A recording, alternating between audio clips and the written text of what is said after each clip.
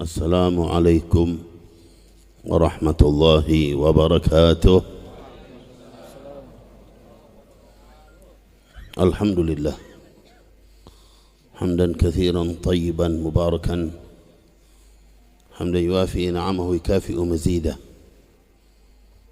Ya Rabbana lakal hamdu kama yanbaghi li jalali wajhika wa li 'azimi sultanika. سبحانك لا نحصي ثناء عليك أنت كما أثنيت على نفسك فلك الحمد حتى ترضى ولك الحمد إذا رضيت ولك الحمد بعد الرضا. أشهد أن لا إله إلا الله وحده لا شريك له وأشهد أن سيدنا ومولانا محمدا عبده ورسوله. اللهم فصل وسلم على سيدنا محمد الفاتح لما أغلق والخاتم لما سبق ناصر الحق بالحق والهادي إلى صراطك المستقيم وعلى آله وصحبه حق قدره ومقداره العظيم. قال الله سبحانه وتعالى في كتابه العزيز: لقد من الله على المؤمنين إذ بعث فيهم رسولا من أنفسهم يتلو عليهم آياته ويزكيهم ويعلمهم الكتاب والحكمة وإن كانوا من قبل لفي ضلال مبين. معاشر الحبائب الكرام، معاشر الأساتذة الفضلاء، معاشر الحجاج، معاشر الحاضرين والحاضرات، وبالخصوص صاحب المجلس الأستاذ كي أحمد سعيد وكافة أسرته وكافة أعضاء هذا المعهد، حفظكم الله ورعاهم وبلغكم لما أملوا من خير الدنيا والآخرة وحفظهم من كل سوء ومكروه. Semoga kita yang hadir dalam majlis ini maupun yang niat untuk hadir dalam majlis ini selalu mendapatkan limpahan rahmat dari Allah, selalu mendapatkan limpahan keberkahan dari Allah. Semoga Allah mudahkan segala urusan kita, sampaikan segala hajat kita, diampuni dosa-dosa kita, diangkat derajat kita, dipanjangkan umur kita dalam taat dan taqwa, dalam sehat dan afiat, dijaga dari berbagai macam musibah, bencana, cobaan, bala dan wabak. Semoga Allah Subhanahu wa taala limpahkan kepada kita rezeki yang banyak, yang berkah, yang halal, yang manfaat. Semoga kelak insyaallah kita dikumpulkan bersama baginda Nabi kita Muhammad sallallahu alaihi wasallam di dalam surganya Allah. Amin ya rabbal alamin. Masyiral hadirin wal hadirat rahimakumullah. Alhamdulillah, satu anugerah dari Allah ketika kita dapat melangkah duduk di tempat yang mulia. Hilaqul dzikir wa hilaqul ilm, tempat orang-orang yang berzikir, tempat orang-orang yang menimba ilmunya Allah. Itulah yang Rasul sallallahu alaihi wasallam pernah sabdakan, menyatakan riyadul jannah, taman surga. Ma'asyiral hadirin rahimakumullah, inilah yang dinyatakan taman surga. Ma'asyiral hadirin, di samping kita berkumpul dalam sebuah acara yang istimewa, peringatan Maulid, peringatan Isra Mi'raj Nabi Muhammad SAW. Memang itulah apapun aktivitas kita di muka bumi ini, kita harus dihubungkan dengan baginda Nabi kita Muhammad SAW, terutama yang berkaitan dengan ilmu. Beliaulah yang pertama kali membawa bendera ilmu. Kita kenal ketika pertama kali turunnya ayat Quran pun Iqra, disuruh baca ilmu, galilah ilmu. Betapa istimewanya ilmu pengetahuan. Masyiral hadirin rahimakumullah, saya ingin dalam kesempatan ini pertama sedikit membawa tentang keistimewaan ilmu, orang yang belajar ilmu dan orang yang mendukung terlaksananya pendidikan agama atau ilmu ini. Cuma sebuah cerita. Samping itu insya Allah kita akan juga Bicara tentang agungnya baginda Nabi Muhammad SAW. Semua satu peristiwa atau kejadian yang pernah terjadi di negeri Syam atau Syria. Seseorang penggali kubur yang dinama Syekh Abdurrahman Haffar. Haffar itu tukang gali bahasa Arab, tukang gali kubur ya, namanya tukang gali. Ordernya dia kalau ada orang meninggal ya.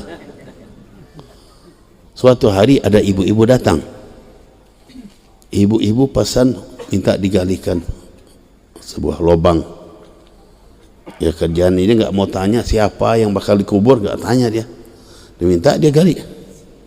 Saya dia gali ya, berapa saat kemudian jenazah pun datang. Singkat ceritanya, waktu jenazah datang dia ikut membantu, bahkan dia ikut masuk ke dalam lubang kubur untuk meletakkan jenazah.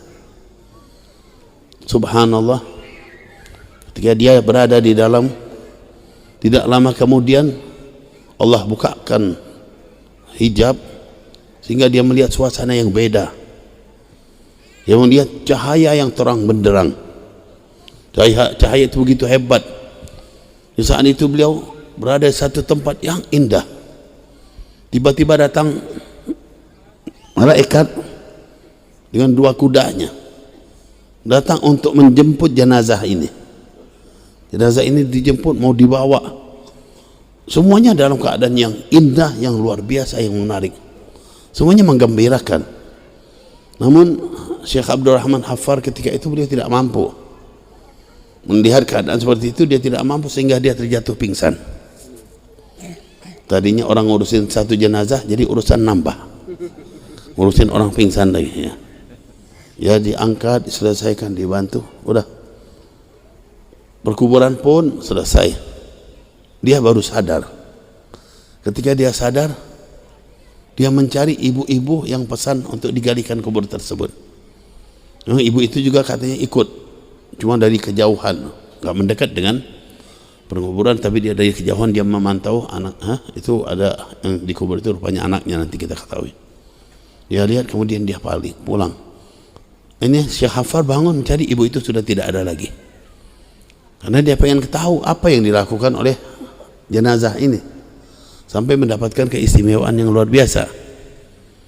Berjalan beberapa bulan kemudian, ibu itu datang lagi minta digalikan satu kuburan yang lain lagi.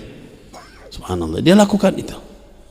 Selesai dia lakukan, dia kerjakan, datanglah jenazah. Singkat ceritanya, subhanallah, kejadian yang tadi pun terulang, yang semula itu terulang. Jenazah ini ketika mau diletakkan, dimasukkan, tiba-tiba terang benderang, cahaya yang begitu indah.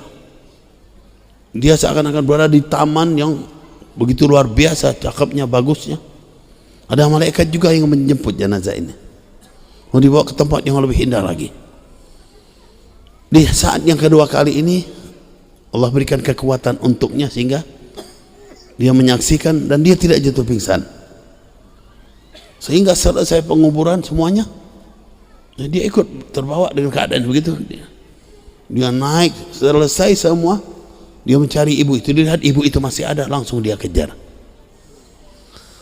Sang ibu itu dikejar, lalu dia hampiri, dia dekati. Dia tanya, wahai ibu, saya kepengen tanya.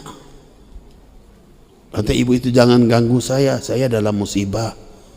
Tolong kamu jangan tanya apa-apa sama saya sekarang.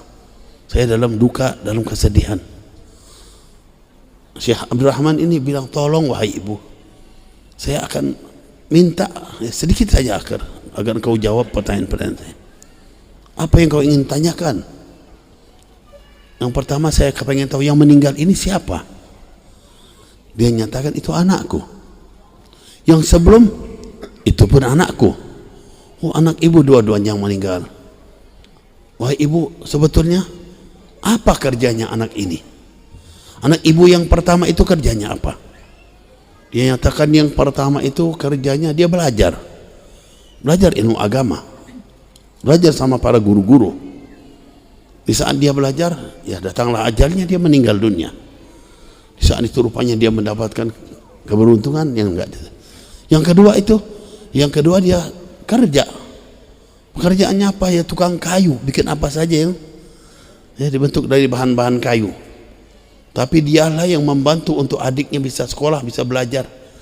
Semua usaha dia diperuntukkan untuk adiknya, agar dia bisa belajar dengan benar dan agar belajar dengan mudah. Subhanallah. Apa yang terjadi? Dia kasih tahu, wahai ibu, anak-anak ibu mendapatkan keistimewaan. Saya melihat apa yang dia lihat diceritakanlah kepada ibu itu tadi. Ma'asyiral hadirin rahimakumullah. Setelah demikian itu Syekh Abdurrahman dia langsung pergi ke tengah kota. Ya, dia datang ke satu masjid di Damaskus, sampai sekarang masjidnya disebut, saya lupa, ini kejadian yang sungguhnya terjadi. Lalu dia datang kepada seseorang guru yang bernama Syekh Sa'id Burhani. Dia datang, wahai Syekh Sa'id, saya kepingin belajar. Syekh Sa'id bilang, kenapa kamu mau belajar sekarang, umur udah 50 ke atas, gak dari dulu-dulu ya. Sekarang baru mau belajar. Katanya, wahai Syekh, tolonglah, mana saya mau belajar. Ya udah, apa sebabnya? Diceritakanlah sebabnya. Saya kerjanya itu dan ini ya, karena itu saya ingin belajar. Syekh Said pun siap untuk mengajar Syekh Abdurrahman Hafar ini. Diajarlah, belajar dan belajar, subhanallah, dari mulai kitab-kitab kecil, umurnya udah 50 ke atas. Artinya menunjukkan orang belajar itu gak memandang umur. Dia belajar dari satu kitab ya, Safina atau fikihnya ini, nahunya Jurumi, apa aja kitab-kitab, sampai subhanallah Syekh Abdurrahman ini menjadi termasuk ulama besar di Damaskus atau di Syria. Dan terus keturunan beliau itu sampai kira-kira ada 5-6 keturunan setelah beliau dari peristiwa itu, semuanya menjadi ulama-ulama. Yang terakhir kalau nggak salah nama cucunya Abdurrahman Abdul Razak Al-Haffar, salah satu dari cucu Syekh Abdurrahman Hafar tersebut. Dia pun menjadi ulama besar di Syria. Ini gambaran gimana istimewanya ilmu. Tidak hanya di situ, yang membantu untuk ilmu pun istimewa. Yang membantu untuk bangun tempat pendidikan itu istimewa. Yang mengorbankan hartanya untuk kebaikan pendidikan ini istimewa. Yang penting ikhlas, sungguh-sungguh. Itu yang digambar. Ini baru bagian kecil yang ditunjukkan akan hebatnya orang yang ikut andil dengan pendidikan agama Nabi Muhammad SAW. Gimana yang sungguh-sungguh, gimana yang berkecimpung betul-betul dengan hartanya, dengan dirinya, dengan apa saja yang ada. Inilah orang-orang istimewa. Dunia mal'unah, mal'unun ma fiha illa dzikrullah wa mawalah wa alimun wa muta'allimun. Dunia semua terkutuk, kata Rasulullah. Melainkan orang yang zikir, orang yang dekat sama Allah, dan juga orang-orang yang alim dan yang belajar ilmu agama. Ma'asyiral hadirin rahimakumullah. Inilah kita sebagai umat Nabi Muhammad SAW memang dituntut untuk kenal apa yang dibawakan oleh Nabi kita Muhammad SAW. Dan juga kita harus kenal siapakah Nabi Muhammad SAW sebenarnya. Allah yang menuntut, wa'alamu anna fikum Rasulullah, ketahuilah pada kalian itu ada Rasulullah. Rasulullah yang membawa bendera semua ini, ilmu agama Allah ini. Beliaulah yang berjuang dengan segala yang ada pada diri beliau, harta beliau, waktu beliau, bahkan jiwa beliau dikorbankan, diperuntukkan untuk siapa? Kita sebagai umatnya. Inilah Nabi kita Muhammad SAW. Kita sebagai umatnya dituntut untuk tahu, kenal sama Nabi kita Muhammad. Wa'alamu anna fikum Rasulullah, ketahuilah pada kalian itu Rasulullah, ada Rasulullah. Kalau kita ditanya sejauh mana kita kenal pada Rasul sallallahu alaihi wasallam, ma'asyiral hadirin rahimakumullah, itulah peringatan Maulid, peringatan Isra Mi'raj, semuanya untuk menghubungkan diri kita dengan baginda Nabi kita Muhammad sallallahu alaihi wasallam, untuk mengajak kita agar lebih kenal sama Nabi kita Muhammad. Ma'asyiral hadirin, ada sebuah hadis qudsi bagaimana juga tertera dalam kitab Sirah Nabawiyah oleh Imam Ahmad Zaini Dahlan. Di situ diriwayatkan oleh Ibnu Asakir dari sahabat Salman Al-Farisi radhiyallahu an, Salman Al-Farisi menyatakan, ya, dari riwayat Rasulullah sallallahu alaihi wasallam, ja'a Jibril ila Rasulillah sallallahu alaihi wasallam. Malaikat Jibril datang kepada baginda Nabi Muhammad sallallahu alaihi wasallam. Faqala ya Muhammad, malaikat Jibril bilang, ya Muhammad, inna rabbaka yuqri'uka salam. Allah Tuhanmu mengucapkan salam pada engkau. Wa yaqulu laka in kuntu ittakhadhtu Ibrahim khalila faqad ittakhadhtuka habiba. Allah berfirman dan menyatakan kepada engkau, jika Nabi Allah Ibrahim aku jadikan khalil, teman bagiku, engkau aku jadikan kekasih, habib bagiku. Jelas, habib, kekasih, lebih dekat daripada khalil atau teman. Itulah beliau baginda Nabi Muhammad sallallahu alaihi wasallam digelar dengan Habibullah. Nabi Allah Ibrahim alaihissalam digelar dengan Khalilullah. Masyarul hadirin, lanjut daripada firman Allah dalam hadis qudsi tersebut, Allah nyatakan, wa ma khalaqtul khalqa akramu alayya minka. Aku tidak pernah menciptakan makhluk yang lebih mulia di sisiku daripada engkau. Nabi Muhammad makhluk yang paling mulia. Walaqad khalaqatud dunya wa ahlaha liu'arrifahum karamataka wa manzilataka 'indi. Aku ciptakan dunia dan isinya, penghuninya, semuanya, untuk aku kenalkan kepada mereka semua kehormatan dan kemuliaan engkau di sisiku. Walaula kama khalaqtud dunya, kalau bukan karena engkau, aku tidak ciptakan dunia. Kita isinya dunia, penghuni dunia, diciptakan oleh Allah untuk apa?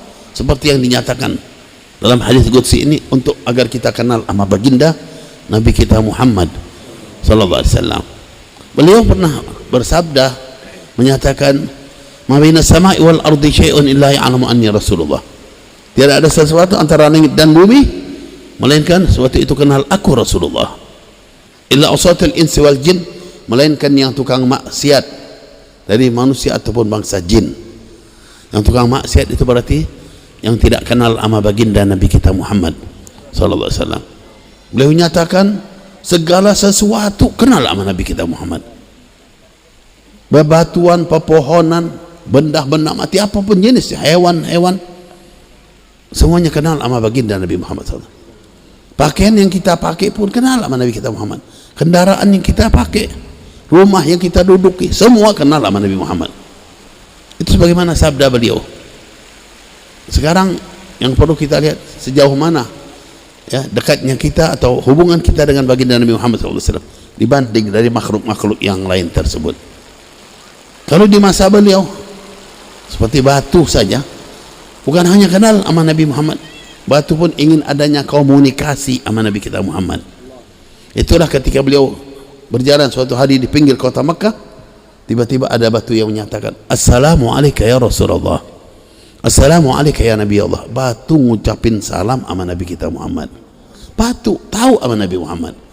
Tidak hanya tahu, tapi dia pengen komunikasi juga sama Nabi kita Muhammad. Sebetulnya kita diwajibkan komunikasi juga sama Nabi kita Muhammad.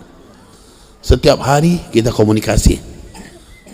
Kita komunikasi apa tidak setiap hari? Setiap hari ucapin salam, Assalamualaikum ayuhan nabiyyu warahmatullahi wabarakatuh. Ketika sholat minimal sehari 9 kali, biar saya yang hitung aja, yang wajibnya 5 ya, ditambah dengan yang akadahnya 4, jadi 9. Itu yang paling pelit ya, cuma 9 ya. Sholat subuh 1, zuhur 2, asar 2, maghrib 2, isya 2, 9. Itu paling pelit. Yang mana sholat-sholat sunnahnya, gobliyah, ba'diyahnya ya, mana sholat-sholat duhanya, sholat malamnya, sholat witirnya.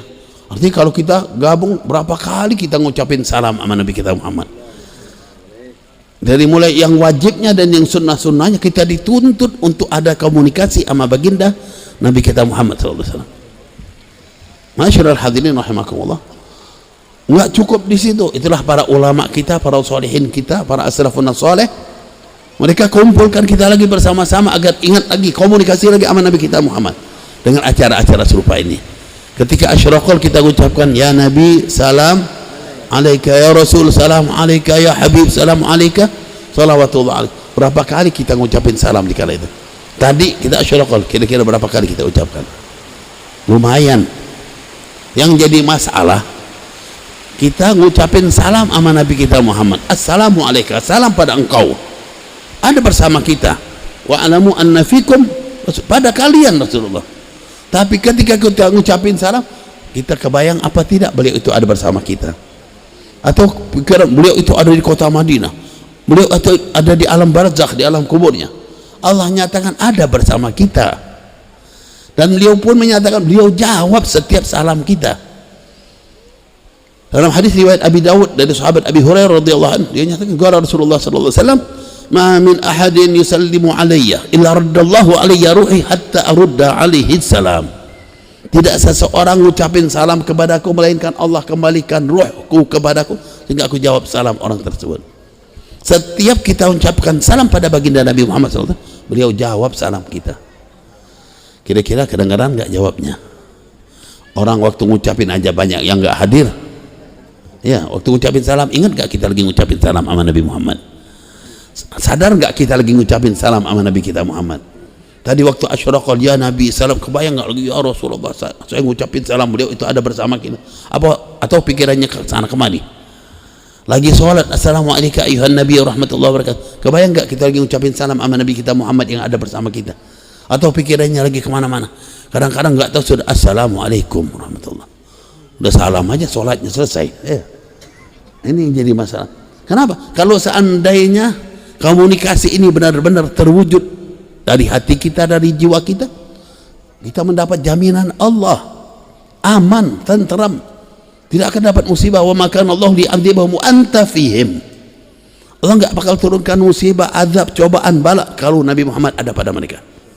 Nabi Muhammad ada pada kita, ada pada jiwa kita, bersama kita. Enggak bakal terjadi corona, wala enggak ada semuanya. Kenapa terjadi musibah, gempa, longsor? Ya, inilah kita jauh dari Nabi Muhammad SAW. Masyaallah hadirin rahimakumullah. Kalau kita lihat pohon-pohon tahu sama Nabi kita Muhammad. Ada riwayat pohon pun mengucapkan salam. Ada riwayat pohon yang berdatangan sama Nabi kita Muhammad. Wa khatabatul ahjar wa salamat alaihi ashjar. Ada riwayat seperti yang di dalam kitab Maulid ad-Diba disebutkan pohon itu mengucapin salam sama Nabi. Dan berapa banyak cerita tentang pohon-pohon di masa Nabi SAW. Pohon itu ketika dipanggil semuanya patuh, berdatangan sama Nabi kita Muhammad. Itu banyak terjadi peristiwa tersebut. Seperti yang dinyatakan dalam kitab Syifa' lil Ghadiyat. Alhamdulillah, ta'rif huquq al-Mustafa. Suatu waktu Rasul sallallahu alaihi wasallam berada di suatu lembah. Dari sebuah perjalanan Rasulullah berhenti. Waktu itu Rasul pengen qada hajat. Di saat beliau pengen qada hajat, tempatnya terbuka di lembah. Tidak ada tempat tertutup. Maka Rasul sallallahu alaihi wasallam malu. Rasulullah pemalu, bukan kayak ente udah enggak tahu mojok aja langsung kali ya. Nabi Muhammad enggak gitu, malu. Gimana tempat terbuka? Lalu beliau panggil pohon-pohon di seputar. Semua pohon itu berdatangan langsung mengelilingi Nabi Muhammad, menutup beliau. Ini ada dalam kitab Syifa' lil Ghadiyat. Sehingga Rasulullah menyelesaikan qada hajatnya, yang bawa air kalau nggak salah waktu itu Abdullah bin Mas'ud, yang tugas beliau biasanya menyerahkan air pada Rasul untuk istinja. Setelah itu Rasulullah bangun, disuruh balik lagi pohon tersebut ke tempatnya masing-masing. Sallu ala Nabi. Ini patuh pohon itu sampai bukan hanya patuh, kepengen cepat-cepatan mendekat sama Rasulullah. Semuanya kenal sama Nabi Muhammad. Ma baina sama'i wal ardi sya'nun la ya'lamu anni Rasulullah. Masyaallah hadirin, akan ada cerita lagi tentang pohon yang terjadi ketika Rasulullah SAW berdakwah mengajak Rukanah bin Abdi Yazid untuk masuk Islam. Ceritanya cukup panjang. Ya, ini pun kita ringkas. Ya, kita perlu tahu juga siapa Rukanah. Rukanah adalah seseorang dari kota Mekah, dari Bani Muttalib, dari Bani Abdi Manaf. Dia itu memiliki kekuatan yang hebat, jagoan, preman, pegulat. Sampai dinyatakan dalam kutub syiar, kalau digelar kulit onta, kalau saya usudul ghaba apa di Isabah, nyatakan kulit onta kalau digelar diinjak oleh kakinya Rukanah, ditarik oleh 10 orang nggak bakal lepas dari injakannya. Dari keras badannya, kuatnya itu diinjak, ditarik 10 orang nggak lepas. Subhanallah. Jadi orang yang kuat, yang hebat, jagoan, preman kota Mekah waktu itu, pegulat tangguh. Rasulullah Baru selesai dakwah keliling-keliling di tengah kota Mekah, akhirnya beliau jalan ke pinggir kota. Tiba-tiba melihat ada Rukana sedang menggembalakan kambing. Sama Rasul dihampiri, lalu diajak masuk Islam. Ya Rukana aslim admannakal jannah. Rukana, kamu masuk Islam, aku jamin masuk surga. Rukana ditawar masuk Islam, nah kan dapat jaminan. Kita dari dulu udah masuk Islam, ada jaminan belum? Ini Rukana ditawar masuk Islam, jamin masuk surga. Waktu itu beliau nggak tertarik, diam aja. Karena dia preman, orang kota Makkah pembesar aja belum ada yang masuk Islam, baru 1-2 paling. Yang lain-lain cuma orang-orang miskin, ya orang-orang lemah semua. Gak tertarik dia ditawar sama Nabi SAW. Satu kali sama Rasulullah terus diajak lagi. Ya Rukana, untuk minu bi admannakal jannah, untuk min bi masuk Islam, kamu iman, aku jamin masuk surga. Hampir 3 kali, tetap dia nggak peduli. Maka akhirnya Rasulullah SAW menyatakan, ya Rukana, dilihat profesinya dia, profesinya sebagai pegulat, ya. Profesinya sebagai pegulat. Maka Rasulullah SAW menyatakan, ya Rukana, kaifa bika idza sara'tuka wa ghalabtu 'alaik. Rukana, gimana kalau aku gulat engkau dan aku kalahkan engkau? Ataqbalu ma da'uka ilaih, maukah engkau terima ajakan aku? Rasulullah ngajak gulat enggak tanggung-tanggung, ya. Rasulullah enggak pernah gulat, enggak pernah berantem, caci maki nama orang aja enggak pernah. Rukana aja kaget ditantang sama Nabi Muhammad SAW, ya. Walaupun mereka tahu, orang kota Makkah semuanya tahu Nabi Muhammad SAW adalah ya orang yang baik, al-amin, orang yang amanat, yang sangat jujur. Apapun yang beliau lakukan atau ucapkan pasti benar. Itu Nabi Muhammad SAW. Tapi nggak pernah berantem, ya, nggak pernah caci makian sama orang. Subhanallah, saat ini dia nantang Rukana, jagoan kota Makkah. Diajak gulat lagi. Rukana aja kaget, tapi diam aja Rukana, nggak dianggap, dikira oh ini bukan level dia dianggap, ya. Tapi Rukana nggak ngerti siapa ini Nabi Muhammad SAW. Basyarun lah kal basyar, manusia tapi beda dari semua manusia yang ada. Masyarul hadirin, itulah kalau kita dengar tentang Nabi Muhammad SAW, memang beliau itu beda.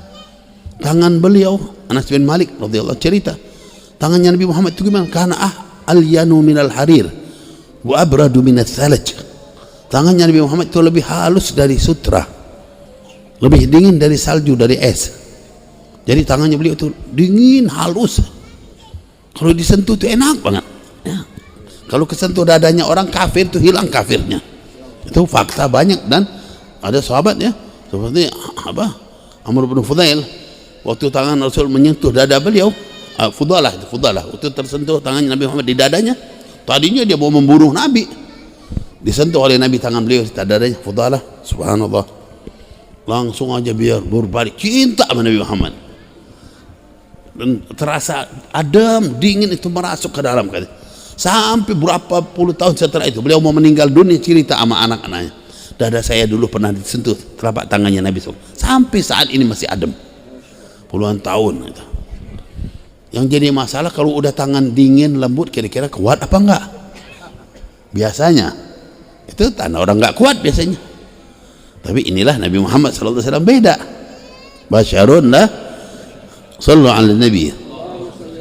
Masyarul hadirin, kalau kekuatan beliau, Allah yang menyatakan dalam Al-Quran, inna sanulqi alaika qawlan thaqila, kami akan memberikan pada engkau ucapan yang berat.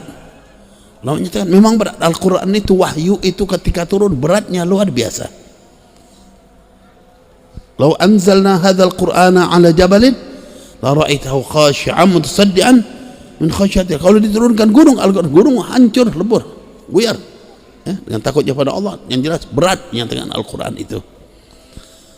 Sayyidah Aisyah pernah menyatakan Rasulullah itu kalau lagi di musim dingin yang sangat berat, tiba-tiba turun wahyu, yatafassadu minhu araqa, keluar keringat yang begitu hebat dari beratnya Al-Quran yang diterima oleh baginda Nabi Muhammad. Sayyidina Ali karramallahu wajhahu pernah cerita juga, suatu waktu Rasulullah SAW bertiduran, kepala beliau itu ada di pangkuan Sayyidina Ali karramallahu wajhahu. Itu menunjukkan betapa dekatnya Sayyidina Ali dengan Nabi SAW, karena Sayyidina Ali kan pernah diangkat anak oleh Nabi dari kecilnya. Kemudian dikawinkan juga dengan putrinya. Dekat sekali memang beliau dengan Rasulullah SAW. Waktu Rasulullah berbaring, kepala beliau ada di pangkuan Sayyidina Ali. Di saat itu turun wahyu. Sayyidina Ali merasakan alangkah beratnya wahyu, cuma kepalanya Nabi SAW. Tapi beliau nyatakan, kakiku, tulang pahaku kayak remuk semua dari beratnya wahyu yang turun pada baginda Nabi SAW. Itu diriwayatkan Rasul pernah di atas onta, tiba-tiba turun wahyu, onta yang besar waktu itu turun langsung nempel ke tanah perutnya. Sedangkan itu semua sudah ditampung oleh Nabi Muhammad. Katanya gunung bakal nggak mampu, tapi ketika Rasulullah menerima wahyu, Rasulullah yang menerima, bukan gunung. Ditampung wahyu itu oleh baginda Nabi Muhammad SAW. Waktu beliau ada di Gua Hira di Jabal Nur, kalau seandainya langsung ke Jabal Nur tidak akan mampu. Masyaallah hadirin, luar biasa beratnya wahyu. Inilah baginda Nabi Muhammad SAW. Beliau nggak kelihatan orang yang kuat, tapi tidak ada seseorang Nabi melihatkan memiliki kekuatan lebih dari semuanya.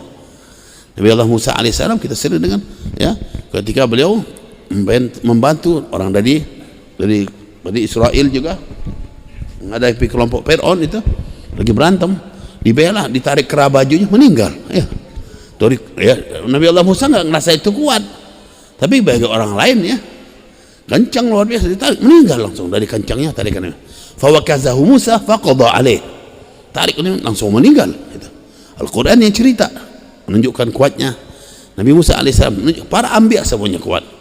Ya, Nabi Allah Daud besi jadi lembut tangan dia.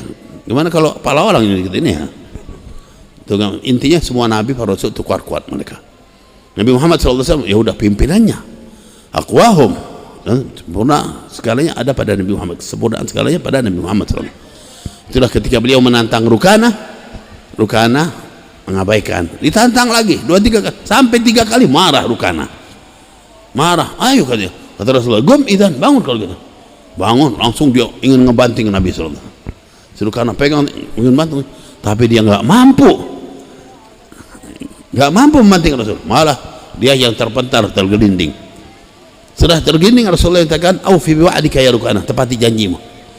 Rukana nyatakan, a'id alayya Muhammad, ulangi lagi, nggak percaya dia bisa jatuh. Kata Rasulullah, bangun lagi, tetap 2 kali terpental lagi, dia tergelinding, dia coba 1 kali lagi, 3 kali. Kata Rasulullah, baik, ayo, nggak bakal itu, ini yang dihadapin siapa? Basyarun lah kal basyar, sallu ala nabi. Tetap aja dia yang terpental tergelinding, nambahin kotor pakaian dan bajunya, badannya semua. Udah 3 kali dia bengong gitu. Kata Rasulullah, tepati janjimu, dia bengong. Maka Rasulullah nyatakan di situ ada pohon katanya di depan dia, besar, pohon agak cukup besar di sana, jarang pohon besar banget di Arab itu, melainkan kormanya itu.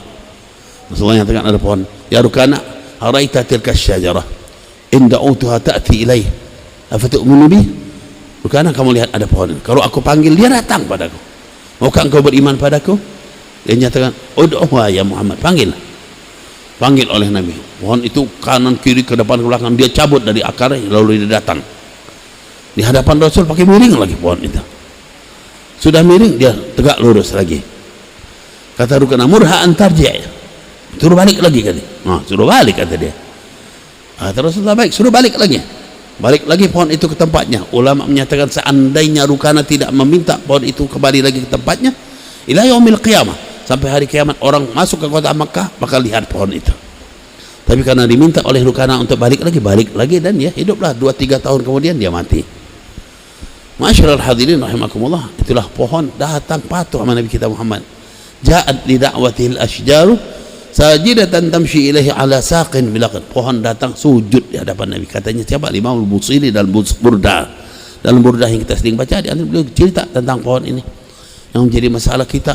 Sampai sejarah Nabi aja jarang kita baca. Kalau buka HP, buka banyak-banyak, nggak tahu ada nggak cerita-cerita seperti ini ya.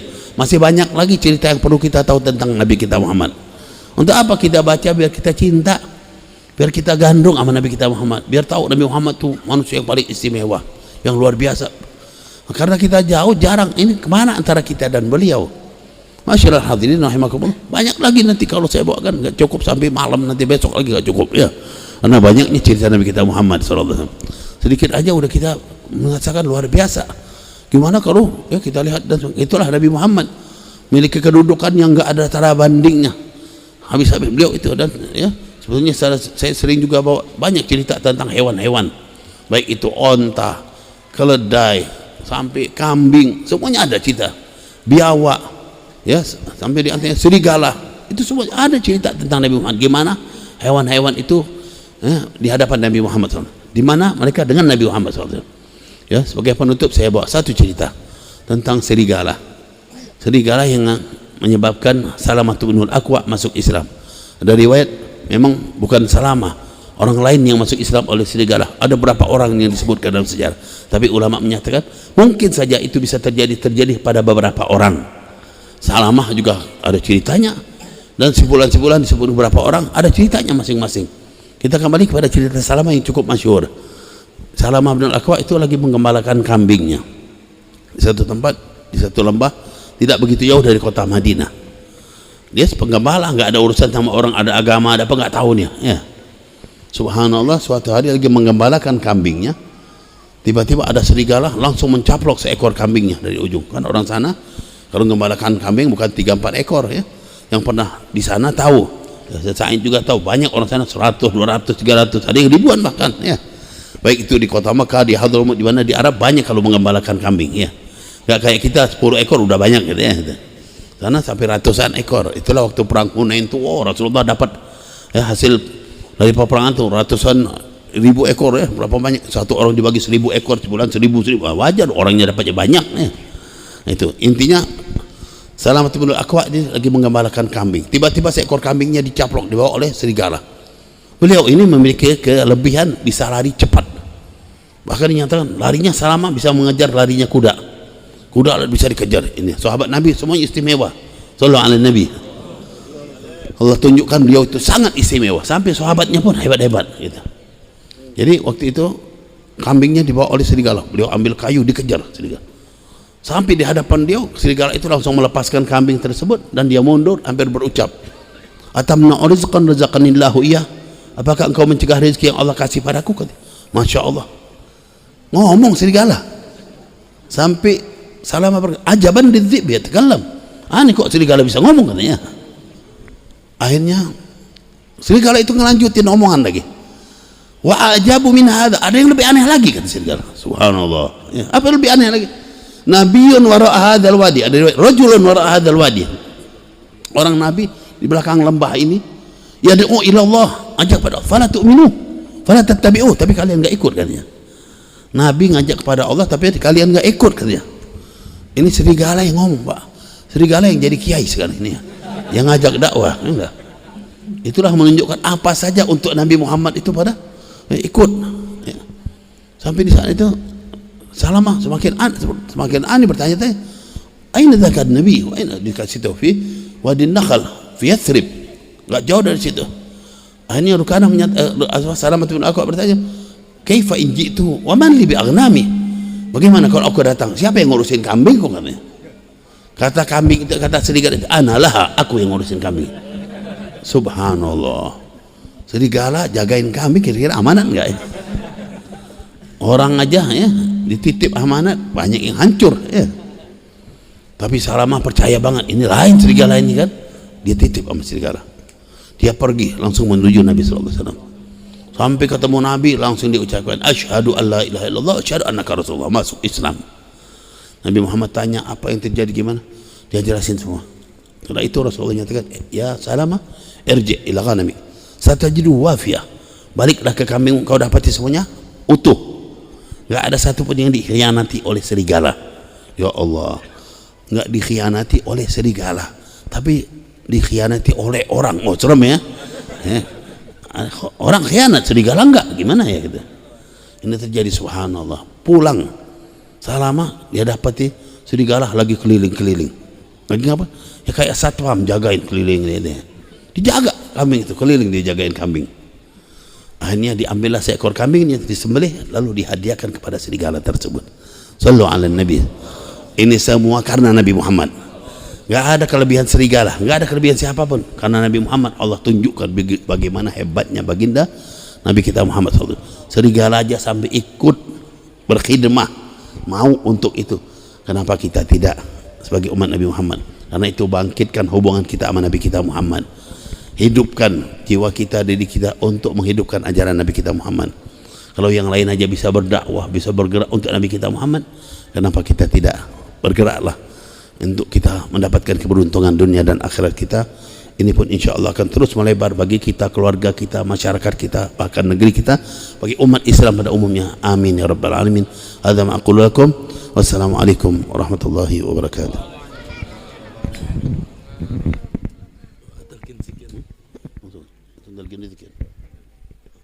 قال رسول الله صلى الله عليه وسلم أفضل ما قلت أنا والنبيون من قبلي لا إله إلا الله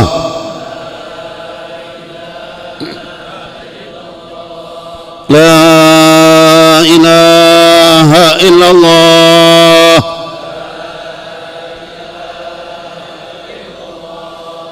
لا إله إلا الله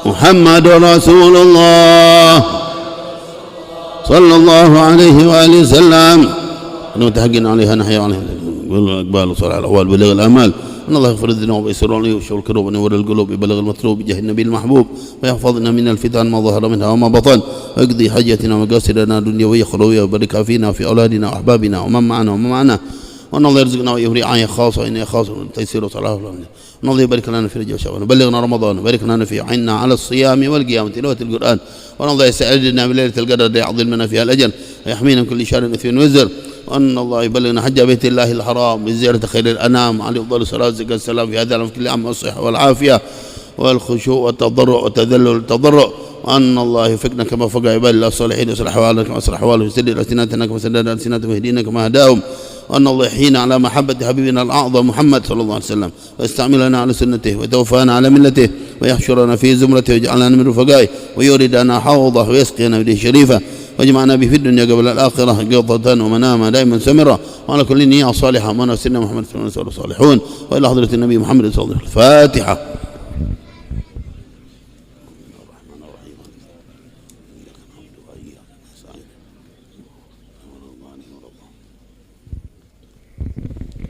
اللهم اجعل جمعنا هذا جمعا مرحوما تفرقنا من تفرقا معصوما ولا تجعل اللهم فينا ولا معنا ولا منا ولا إلينا شقيا ولا محروما.